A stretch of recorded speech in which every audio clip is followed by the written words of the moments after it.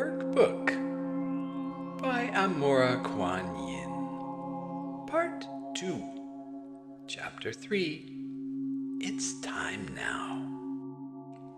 The message that it's time now for the spiritual revolution and awakening of the evolutionary purpose of all life seems paradoxical in a society that still values money and capital gain above human life, and survival of the fittest above integrity.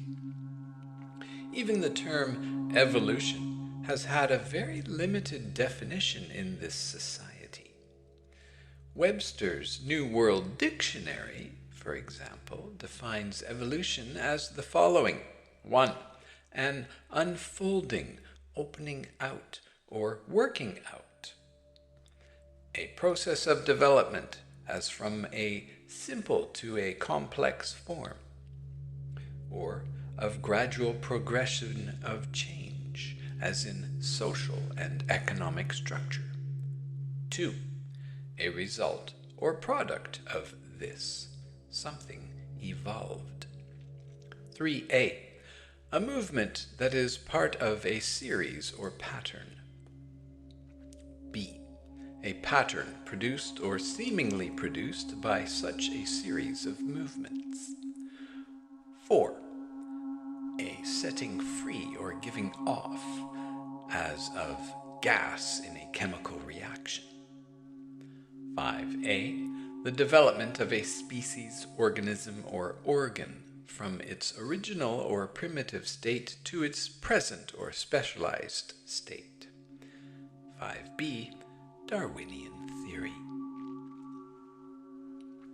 In my understanding, evolution and spirituality are inseparable, although not even remotely connected in Webster's or modern life's definitions by the average person. Most people still believe that we live on the only inhabited planet in existence, where every human or other life form lives only once and then dies forever, where the value of every life and substance is measured in dollar signs, where only the smallest number of special people are recognized by established churches, are able to communicate and experience direct relationship with God or angels or ascended masters, and where the idea of spiritual evolution to a state of self-realization, enlightenment, and ascension is considered either blasphemous or psychotic. Across the planet, there has, however, been steady growth in the number of people who have begun to believe differently. These people have awareness of or communicate with life forms from other places. They see a spiritual evolution that goes beyond this lifetime. The members of this current minority are aware of the inherent sacredness of all things. We are opening to our own God presence, as well as communication with angels, guides, and ascended masters. We awakening ones have chosen a path towards self-realization, enlightenment, and/or ascension. Though this group is still by far a small minority, we who are members of this group are growing in numbers all the time, and we are finding a louder and louder voice in this world. The paradox of spiritual evolutionaries living in a world that only wants to evolve capitalistically and financially is becoming more and more obvious. It will continue to become even more so as time marches on at an ever-accelerating pace. We have become a spiritual movement in a distinctly non-spiritual society. This Spiritual evolution takes many forms. Professional people leaving organized religions and or their jobs and careers to discover meditation, and then meditation being introduced into the workplace. People dropping out of society. People going off the grid. Alternative healing professions, spiritual workshops, meditation groups, worldwide prayers and meditations for peace, and most importantly, individuals like you and me who are questioning the value of even participating in a false world like this one, and are exploring the alternatives both internally and externally in our lives. We are exploring these alternatives by examining our own thoughts, feelings, and actions. We are asking questions of ourselves. Does what I do harm anyone else or the planet in any way? Would I want my thoughts or judgments to create my reality or anyone else's? Am I ready to care more about my impact on Earth, people, and other life forms than I do about getting ahead at all costs? Am I trying to control the people and circumstances of my world, or am I living in alignment with the ideals of divine sovereignty for all, a win-win instead of may the best man win? Do I genuinely care about and feel compassion for others and not merely sympathy, whether I know them or not?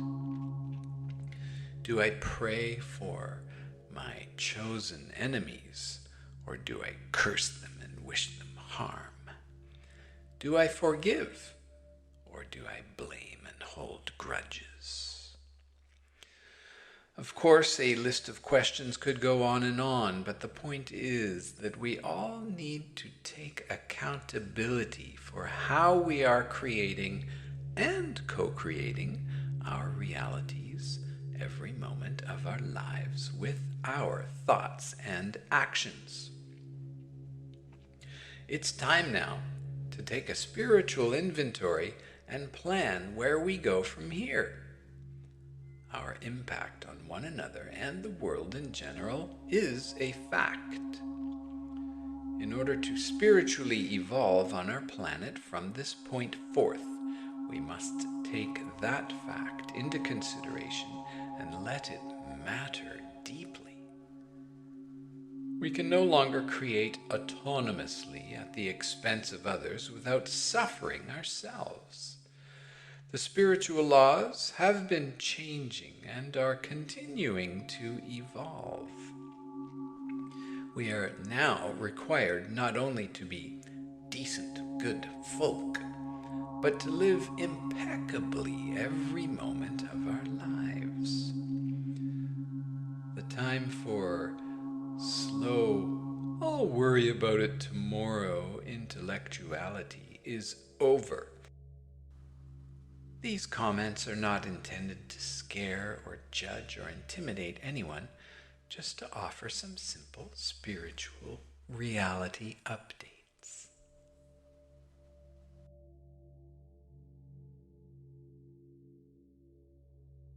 Who are the Pleiadian emissaries of light?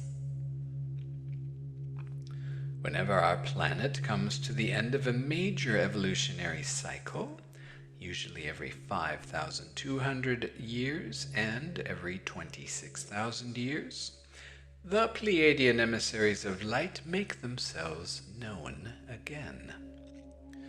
They are a collective consciousness with diverse responsibilities and roles, including that of guardians of Earth and this solar system.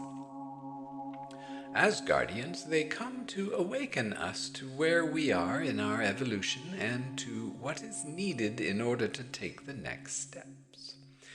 Their information applies not only to our planet as a whole, but to individuals who have a personal connection with the Pleiadians, as I do. When my needs are genuine, my Pleiadian friends always appear. Whether my needs are for personal healing or clearing, or information, or at times simple reassurance, or perhaps for reawakening more of my memories of my purpose and service here on Earth, the Pleiadians always assist me in appropriate and meaningful ways. There are different kinds of beings with different functions within the Pleiadian emissaries of light, and they have met a wide variety of humanity's needs along the way. However, not all Pleiadians are members of this group by any means. Ra, the being who always speaks to me instructionally and philosophically, is part of what is called the Pleiadian archangelic tribes of the light. These archangels serve as wards or guardians of Earth and our solar system. There are 4 of these archangelic tribes that are delineated by the color they emanate: the golden yellow tribe, the scarlet red tribe, the clear sky blue tribe, and the gentle emerald green tribe. There are many beings of each color, and all beings of the same color share the same name and collective consciousness, and together they are all one collective consciousness. All of the golden yellow Pleiadian archangelic tribe members are called Ra, and are keepers of the divine wisdom, which is the product of all human and non-human experience. The blue beings are named Ptah, and they are the protectors and preservers of the eternal nature of life. Ma'at is the title given to the red beings, who are the spiritual warriors and guardians. They hold the energy of divine courage, which is beyond fear. There are more of the Ma'at beings incarnated on Earth at this time than any of the other 3 archangelic groups. They can choose physical incarnations to be born into, to affect the Earth on the ground. And the green beings are referred to as An-Ra, and they hold the energy of divine compassion and understanding. Some of the Pleiadian archangels make conscious links with human beings, as Ra has done with me. Others specialize in interstellar and planetary communications that are centralized in Alcyone, the great central sun of the Pleiades. Still other Pleiadian archangels work with humans during our dream times and show us possibilities beyond what we have presumed to be physical limitations. And at times they orchestrate special healing dreams to help us release the past and to continue evolving, or to find new ways of expressing ourselves that are more commensurate with who we are becoming.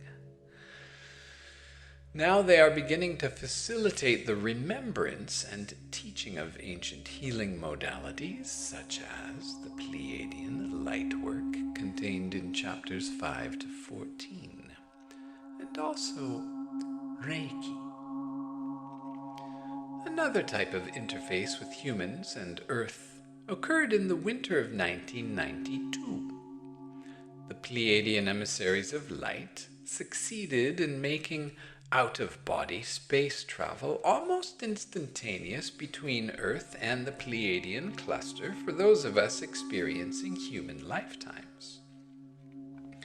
There was a celebration at that time with a great gathering of human lightworkers and members of the Galactic Federation, including the Pleiadian emissaries of light, which I was privileged to attend.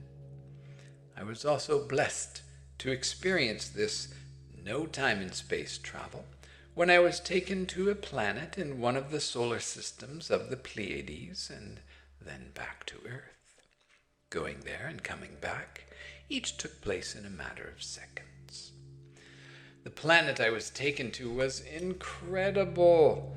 The Pleiadians who inhabit it have created the equivalent of a planet-wide living museum where every species that has ever existed in the Milky Way galaxy, including all of those that are now extinct, still lives.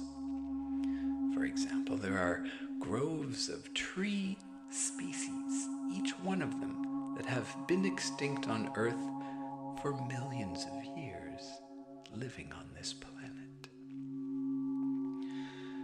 Caretaking of this living planetary museum is one of the inhabitants' fondest responsibilities and is seen as a reward for prior lives lived well. The list of specialties in the Pleiadian archangelic tribes and the Pleiadian emissaries of light has barely been touched upon, yet I have given you a general sense of the vast range of their expertise and dedication. Another subset are the psychic surgeons and psychic healers.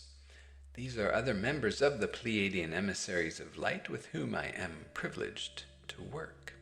However, they are not Pleiadian archangels per se, although they do work closely with them.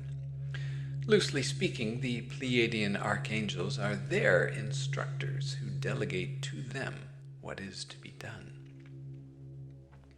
Just as we on Earth have a higher council of 12 that oversees everything in our solar system, the Pleiadian archangelic tribes of light serve that function in the Pleiades. As we have angels, guides, ascended masters, and teachers working under our higher council of 12, likewise the Pleiadians have many groups serving the Pleiadian archangels. These archangels in turn have a broader-based supreme being they serve, just as our higher council does. These hierarchies are not ones of masters and servants in the sense of some being better than and some less than. The structure is simply based on the particular essential nature of each individual being who, when reaching a certain level of evolution, deeply desire to give to and serve others. From what I have been able to understand, this desire is based on unconditional divine love that is beyond most humans' ability to even comprehend, let alone experience. It is also motivated by the same thing that keeps us growing, the desire for an end to the illusion of separation and to be reunited in oneness with Mother, Father, Godlessness, Prime Creator, Hunabku, all that is. And these higher Pleiadian beings long to be fully one with us humans again. The Pleiadian archangelic tribe names Ra, Anra, Ma'at, and Ptah may be familiar to you as they were frequently used in ancient Egypt, especially for royalty. The Egyptians were more advanced spiritually in ancient times than they are currently and than the rest of the planet is now. The Pleiadians, including the archangelic tribes, were commonly in communication with the ancient Egyptians, who were able to respond to them during the height of their spiritual advancement 5,200 years ago, approximately. The Pleiadians taught them much of their spiritual knowledge, healing practices, development of full sensory perception, and understanding of Earth's purpose within the solar system, galaxy, and far beyond. Many Pleiadians took on human bodies in ancient Egypt, as some do now, while others worked in higher dimensions with the dreamers, the seers, the healers, the priests and priestesses, and even some royalty. Their common purposes were the overall spiritual evolution of the planet and the human race, and to store enough higher wisdom here on Earth so that, when the time came for the Great Awakening, what would be needed would be here.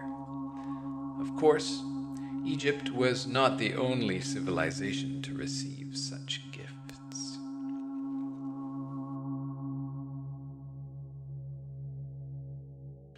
The Pleiadian Christ connection and purpose. Once, many years ago, while I was under hypnosis, I recalled a Mayan past lifetime in approximately 10 years before the Christian era, in which there was a large gathering of all the Mayan tribes to celebrate the completion of the largest pyramid ever built by our culture up until that time. It was an extremely tall structure that had an opening in the upper chamber, as well as an entryway at the base to go inside. The striking thing about this pyramid was that it was constructed of a white granite type of rock with large veins of gold, so much gold that it looked marbleized with large glimmering streaks throughout the outside of the pyramid. As the Maya were beginning their ceremony and celebration, a transparent gateway with clear crystalline steps opened in the air just above the top of the pyramid. A group of Pleiadian archangels filed out and began to walk down the pyramid, and then got to the ground to congratulate all of the people on their structural feat and share with them its true purpose. You see, the temple itself was a higher dimensional gateway and ascension chamber. We were all overjoyed to see our beloved Pleiadian friends again, who had long been our spiritual teachers and guardians. So, when the Pleiadians instructed us to go into the pyramid, we quickly lined up and went inside without hesitation. After we were all inside, I saw a spiraling ramp that went up all the way to the top, to the window-like opening at the top. Soon afterward, the sun began to shine through the opening until it lit up the interior of the whole pyramid, which was now gleaming, golden, glowing light. As the sun entered more fully, it exactly illuminated a ramp which became overlighted with a scarlet, red, writhing, ethereal Quetzalcoatl, the feathered serpent deity. In its belly, midway down, was the face of the Christ, who said, "Now you will know me to us all." The Pleiadian archangels then explained to us that the Christ would be born in only a few years, and that we would know the timing of his birth by the appearance of a great new star in the sky. They further explained his role on Earth as a representative of the cosmic Christ consciousness collective. And they told us about the 144,000, quote, chosen ones from that collective, who would be the minimum number to be awakened during his lifetime through meeting him. As an aside, during another channeling, the Christ had said to me that the term chosen ones is incorrect. It should be the ones who chose, because these people consist of beings who chose long ago to give their service to Gaia and her people by incarnating and then forgetting who they were until certain points in their evolution, and then becoming enlightened or Christed. This set the pattern of spiritual evolution for others to follow. Back to my regression, we understood that we 144,000 who had chosen ourselves to prepare Earth vibrationally for Christ's birth would either die consciously or ascend.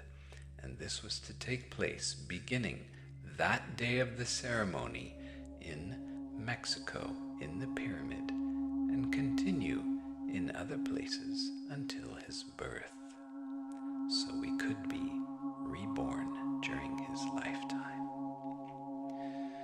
At that point of explanation, many of us began to levitate.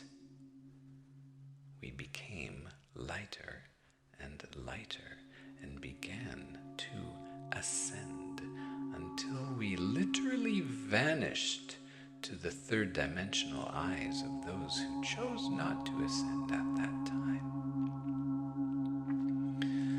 The face of the Christ in the belly of Quetzalcoatl said, "I shall go to prepare a place for you," and then he disappeared through the upper chamber opening while still in the belly of the sacred feathered serpent.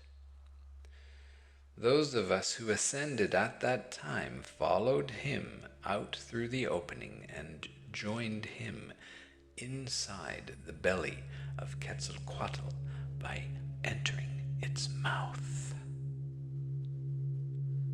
The next scene of my regression took place in the halls of the fifth dimensional, fifth density City of Light, where all 144,000 of us plus the Christ were gathered, each appearing as we would in our next physical incarnation. We were previewing and planning the events to come in preparation for them. We were told that a similar appearance by Pleiadian archangels and the Christ took place in power spots all over the world: Machu Picchu, Glastonbury, Hawaii, Greece, Egypt, Africa, and Tibet. So us 144,000 ones who had chosen to be reincarnated had been gathered from all of those cultures and brought together prior to being reborn into our lives at the time of the Christ. Incidentally, one day on Mount Shasta, approximately 1.5 years prior to this hypnosis session, when I was first told about the Pleiadian Lightwork intensives I would be teaching, the Christ was so strongly present with the Pleiadians, and Ra specifically, that I suddenly realized there was a connection between them all. Strangely enough, I had never made the association between them in my mind prior to that time. I had only recently noticed that whenever the Pleiadians were present, so was the Christ. But I had not realized that this was anything more than a coincidence, and they certainly didn't tell me so. I had been previously told that the dolphin brain repatterning and dolphin star linking work were vital in the healing and preparation of our nervous systems for the ever-increasing frequencies of the Pleiadian light work. And I was aware that the Pleiadian light work, especially the Ka channels aspect of the work, was needed to help in the divine alignment with and embodiment of the higher self. But now the link with the Christ was unmistakable to the Pleiadians as well. If we, as the human population, are to make the quantum leap into Christ consciousness, many people will need very specific healings and openings to prepare for it. And that is the sole purpose of Pleiadian lightwork, to clear the way for the second coming of Christ en masse. Mayan, Egyptian, and Hopi prophecies, and perhaps other spiritual sources of which I am unaware, have foretold of this time, when we are to be awakened to states of mastery, enlightenment, and then Christ consciousness while still on earth in human bodies. It's time now. This great and massive awakening is precisely what Yeshua ben Yusuf came to earth to prepare us for almost 2,000 years ago.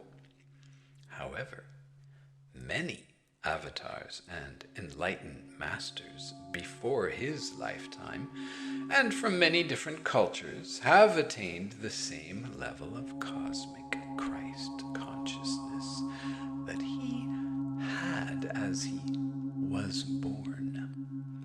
However, this book focuses on Christ consciousness and the Pleiadian lightwork connection because they are specifically relevant to our times, as previously mentioned, as is the Mayan calendar and culture.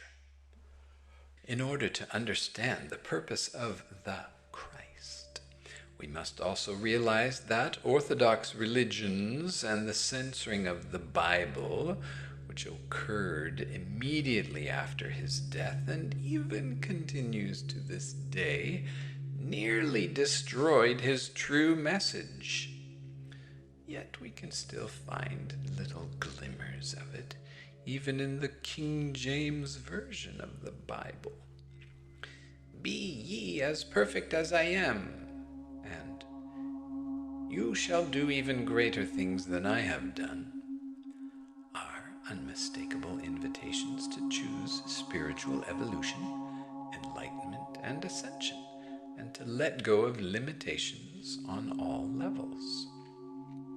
These messages are invitations to let go of the idea of a chosen few. They speak to each individual, and to realize that we are all chosen. It is up to each of us to choose whether our answer is yes or no.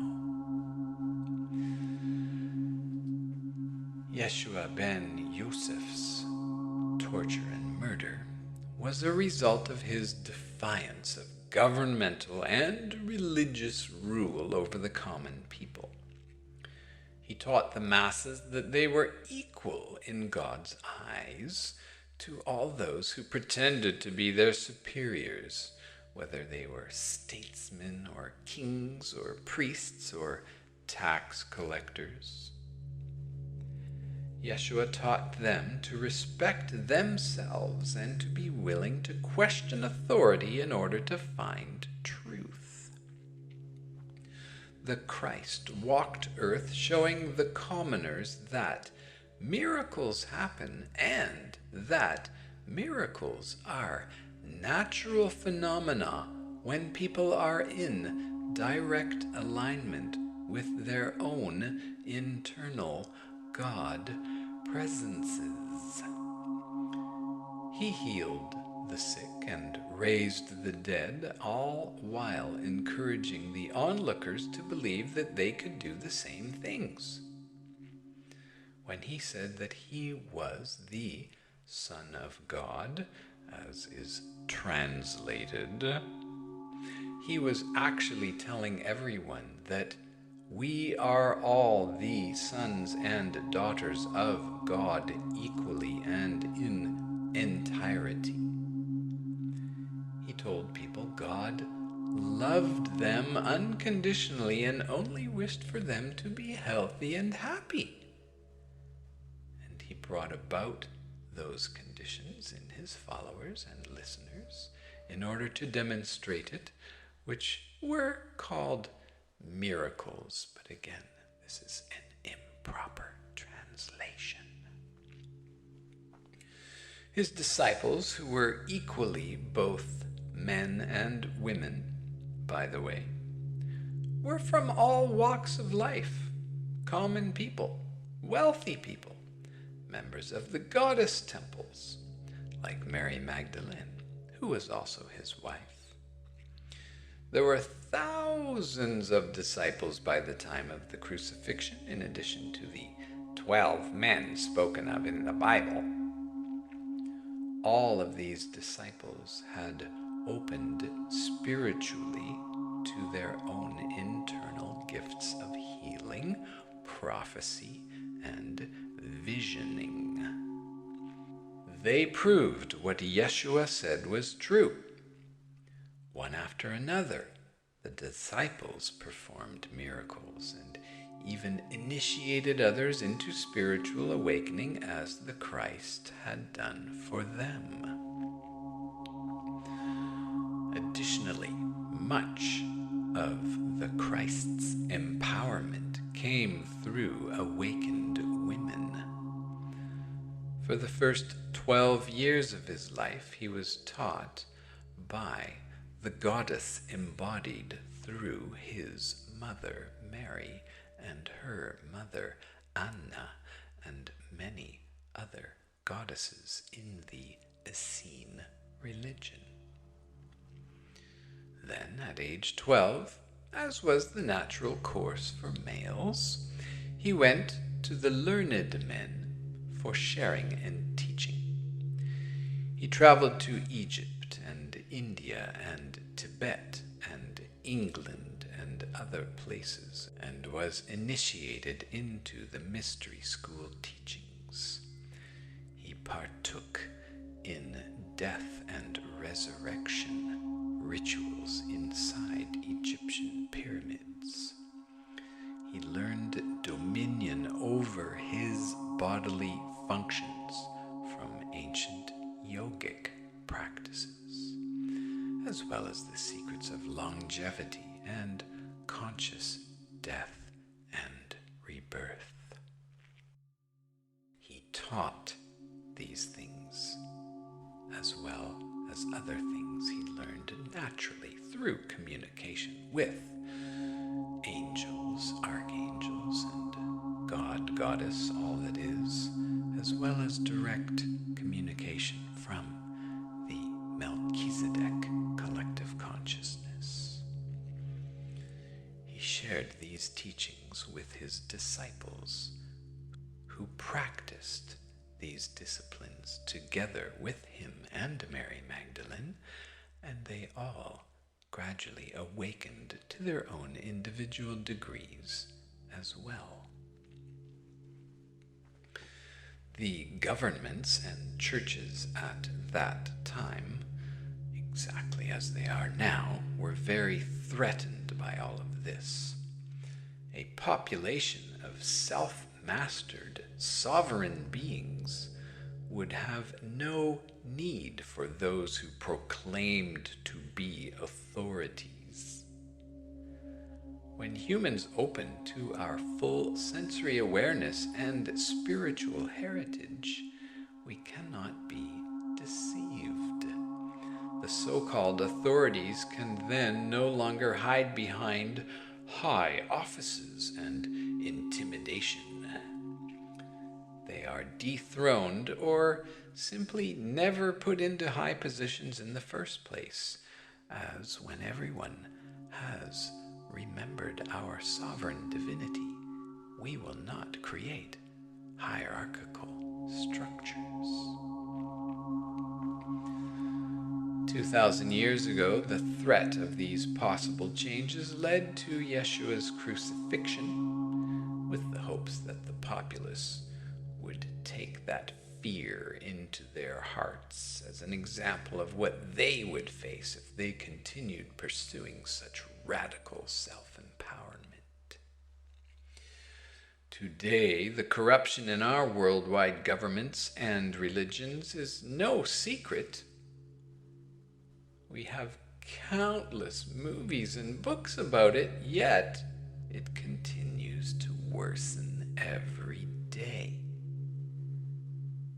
Here we are, 2,000 years later, still living on a planet where the masses are controlled by the few through fear, and the masses are too scared or numb or spiritually bankrupt to do anything about it. Spiritual awakening is the only cure to this vastly spread social disease, for the magnetic pull on Earth at this time to remain powerless and socially conformist is stronger than ever. Spiritual awakening is what the Christ, with much help, began to prepare us for during his time on Earth. Now we have fully entered the prophesied age of light, a time of reawakening. In order for us to spiritually evolve as a species, we must become one mind, one human race on one living space which is alive. We must bring together the purity and the truths of all the ancient sacred spiritual teachings and the Pleiadian teachers and other celestial teachers. All people must drop their differences and divisions and separations now and choose divine love and harmony with all things and all beings, whether they be human, animal, or extraterrestrial. We must all win, win, win, win, win from this new, true, harmonic convergence.